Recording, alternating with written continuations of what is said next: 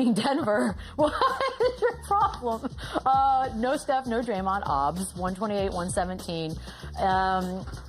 Pajemski, 18-15. There you go, Pods. Okay, Jokic finishes with 35, 20, and 12. Obviously, that's going to happen. But Denver's now lost since Jokic's return to the Thunder, Pistons, Knicks, Cavs, Clippers. Are they a worse team? And now the Warriors. I'm gonna say, you guys, Jokic overrated. Just kidding. I'm not saying that. But it does. We started the show with MVP talks. No. Come on, guys. The guy had 35, 20, and we got 12. All I'm saying is Cade, well, I'm like the pro Cade person. That just means that Cade should automatically at least be above Jokic. Can we agree with this? After this, yeah. I don't even think it's an MVP conversation to me. Like, we can't have both. We can't talk about how strong the West is and how strong the East is starting to become. That's true. And then we have teams that not having success. Like, nobody is dominating anybody right now. So if we're going to say that the Nuggets or even Jokic is overrated, we're going to have to make a case for a lot of different guys because, basically from 3 all the way to 7, all of these teams in the Western Conference pretty much have identical records. That should tell you about the strength of scheduling, the strength of the conferences, and all of those things. And nobody said that that Denver was immune to those problems, right? Like, so they're running to teams' best shots, especially when you're coming into a game with a guy that can go get 30 and 20 any given night. You're going to get team's best punch, even though you're not the defending champion. And so I just think it's a matter of good basketball being played around the league. Nothing other than that. And also, no Aaron Gordon, no Peyton Watson. Just a positive person. That is such a positive answer. Peyton Watson's been one of the hottest players in the NBA. He didn't play last night. Aaron Gordon. Let me find something crazy to say. All right. Yeah, work on that. This team is not whole. When they are whole, they're dangerous. And again, there's going to be bumps and bruises along the way for every single team. There's going to be ups and downs. This team is going to go through that as well. But we can't sit here. The guy had 35, 20, and 12. I know, but we just said it's not about their personal stats. I know. I'm just saying, we can't even go down that road. I'm going down. They're on a slide and haven't moved an inch. Yeah, they've been consistently in third place all season. First of all, you guys know that Nikola Jokic is my second favorite player in this league. Okay, so for me to say this is a pretty big deal, and I still think... Is Wemby one? Of course. Cade Cunningham should be above Cade Jokic. 3? Yeah, Cade's 3. Yeah, I mean, I'm pretty transparent. Let's be honest here. But also, I think that's fair to say. Yeah. And if somebody was to argue with you on the other side of the other flip of the coin, I think that would be fair to say. Actually, no, it wouldn't. It would be wrong, and I'd walk away from that argument. I don't want to hear it. Aaron Gordon, as we all know, seems to be a bit of the heart and soul. He's been out, the hamstring injury. Maybe March is what we're looking at. What do you expect when he comes back? I mean, like you just said, he is the heart and soul of this team. He gives them such a different look where they can go small ball, play him at 5. They can go bigger and play him at the 4. He's such a versatile player. You can play through him. You can set the screen. He is kind of that glue guy that just makes them that much better. We know how good Jokic is. You know he's going to get his numbers. Jamal Murray, first-time All-Star, he's going to be consistently scoring 20, 25, 30 points a game. But when you get that 28 and 6 from Aaron Gordon, and that's what Peyton Watson's kind of been doing in his absence. They're just that much better. They provide their bench, to go less deep and to have that main 6-7 guys play. Christian Brown's now back as well for a while now. So, this team is fully getting healthy. I think they're going to be just fine. But, yes, they are a much better basketball team with a healthy Aaron Gordon. Lou, this is weird. So, Warriors fans have been suggesting that the team should shut Steph Curry down. Mind you, they're in 8th right now for the rest of the season, and Kerr's response to that was basically, hey, we're still playing for a lot. So, hey, Warriors fans, be careful what you ask for. We talk about a 37-year-old man, and if you want him to sit out the rest of the season, be very mindful of how much more basketball that you can possibly see of Steph Curry. And also what Coach Kerr just said, there's a lot of meaningful basketball to be played. So we've gotten into this culture of, we're not going to win a championship, shut it down. No, it's about building good habits. Crazy. It's about showing young guys good habits. And it's about just doing your job. And I know this isn't something that Steph Curry has asked for himself, and these are the fans talking. And so I won't criticize him for this particular take. But be careful what you ask for. We're talking about a guy that's in the latter stages of his career, and it's a lot of good basketball to be played. We want to see Steph Curry on the floor as much as possible. So no, you never know. If you have a puncher's chance, you have a chance, and they do. They're still in the running to make a playoff slot, and that gives you an opportunity. If you have Steph Curry in uniform, it gives you an opportunity. So I don't know where they get off on this wild. idea of shutting him down for the rest of the season because of what? Because you're not having the perfect season? You don't think you can win it all? That sounds ridiculous to me. That's the problem with today's games. Like, what message would that send to the young guys in that locker room? Like, hey, we're not the favorite to win a championship, so let's sit down our Steph Curry, our All NBA, every All World player, and what? Just be okay with losing, just accepting losing because you're not the favorite to win a championship. I hate that, and especially this team with young guys with like a win Haas like last and night, Will too. Richard and Moody. Like, those guys are still developing habits and trying to get a name for themselves in this league.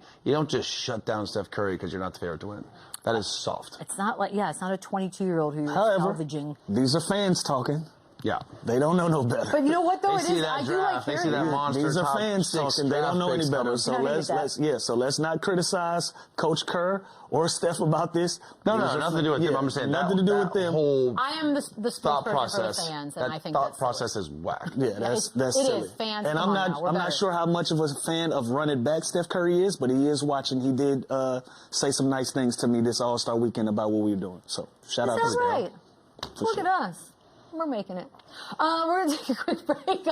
We'll run it back on the other side. Cavs and the Thunder. And this is what we're talking about when we say the Thunder can still win. No SGA, no problem. No Jalen. Well, like no problem at all. The 7-game win streak for the Cavs is over. 121-113 your final. Casey Wallace finishes with 20, career-high 10 assists. See, a lot of street clothes happening there. The fact that the Thunder can beat the Cavs the way they did yesterday, again, with all those men on the bench. It's crazy. That's terrifying, yeah? And that's why I never want to discredit SGA when we start talking about the MVP Never. because he is that guy and he is more than qualified this year to win it. Again, they're just such a deep, good, versatile team that they can find ways to win games even without SGA, even without Jalen Williams. It's next man up mentality. It's guys like Isaiah Joe who are one of the better shooters in the NBA that doesn't even get the opportunity, every single night. Aaron Wiggins, these guys are real players. AJ Mitchell, he's a guy who I think should win most improved player just because he kind of went from not much production to this year. Yeah. And he's not a high draft pick. He's one of these guys who never like that to me is a most improved player. It's just the system. It's the coaching staff. It's the rotations. It's everything. They just nail it down. It's next man up. They defend. They could beat you in so many different ways. Chet was great last night, 17 and 15. So again, SGA is spectacular, but this team is so deep and so solid that they can beat anybody even without them. It's a little... It's crazy.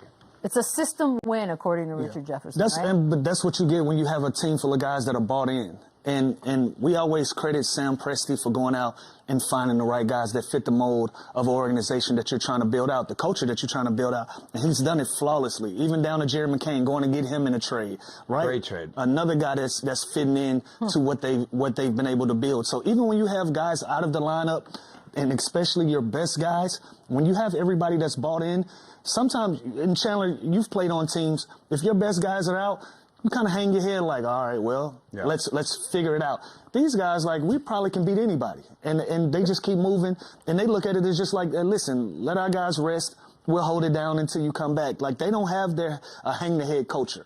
They have a culture where they feel like they've built solid bricks that can get them through any game. And last night it showed it. They played a good quality Cavaliers team and beat them. It's a hockey shift change. No Mitchell. Shot the hell out of the basketball. By the way, not even just SJ and Jalen Williams. No Caruso, no Mitchell. Yeah. Remember at the beginning of the season, we were sort of like, hey, if you took the quote-unquote B squad of the Thunder, where would they finish come playoff time? Like, where are we now? Well, I think we were if they were in the East, I think we're like a... I'd say the West. Even the West. They're in the West. Go West. Why not? So, we talked about Topic at all. This dude had cancer, and he's back playing in the NBA. No, we really haven't. It is unbelievable what that kid's doing. The fact that he's even back so quickly and on the floor in an NBA game and doing what he's doing. Is this the same kid that they drafted and came over a year later? Yes. Wow. And he had to deal with all madness. They strike on every accord they strike. And then even the Jared McCain, I feel like we didn't even talk about, I think it was a first-round pick next year and then a couple seconds. This guy was a runaway rookie of the year last year, got hurt, didn't find his rhythm again this year, and then they just get him? That is a great That's exactly what happened. They did just get him. It's insane. Okay, so here's my question, because again, I am gun shy when we talk about the Cavs just because of how last season ended. I can't. Fool me once. But then they lose like they did last night or yesterday. And we already know about the playoff struggles. We know about Harden's playoff resume. Lou, how sure are you come playoffs with Cleveland? I'm open-minded since the trade. Good for you. I'm open-minded since the trade because everybody deserves a fresh, fair shake, especially when you add, excuse me, somebody as talented as James Harden to a team that's already talented. But it's fair to say you can have your concerns about him in the playoffs. It's fair to say you can have your concerns about Cleveland in the playoffs. But together, we really don't know. And we've only gotten a sample size. We haven't had a month worth of basketball with him being a Cleveland Cavalier. So I want to give them a fair shake. I do think that they check all of the boxes from top to bottom, from coaching down to the players. And I think they're still building the rhythm. I think they're still trying to find different things. Like, last game I saw something. It was about 8 seconds left, and they subbed Donovan Mitchell and James Harden back in the game to get the last shot, and it's like, well, only one of them is going to shoot the ball. The guy ends up missing the free throw. They throw it out to James Harden, and he flips it back to Donovan Mitchell. The James Harden I know, he's going to take the ball up the court. He's going to make some shake, right? So they're still trying to figure out the best way that they can coexist and play the best that they can. I think James Harden is bought into what Cleveland is doing. I think Donovan Mitchell is excited to have him there as a running mate. So I still got faith. I still have an open mind about these guys making some real noise in the playoffs. That's why I love you, Lou. You can have an open mind about things, and that's a good trait. And I think half full cup guy. I think James Harden is in the perfect spot in his career where he can help this team. And like Lou said, he can buy into what they're doing. He can buy in to make this championship run. He's okay with being maybe a little passive for Donovan Mitchell to take the game-winning shot. Like, they also added Keon Ellis and they added Dennis Schroeder. They lost DeAndre Hunter. Obviously, he's out for the season now. So Schroeder's play well for them. And Darius Garland, I feel like there was always this kind of disconnect there where he was going to be the guy that was going to get moved. So I do think the Cavs got better at the deadline. They're such a dangerous team offensively. Lou mentioned that they coach. They're well coached. They can defend. But this is the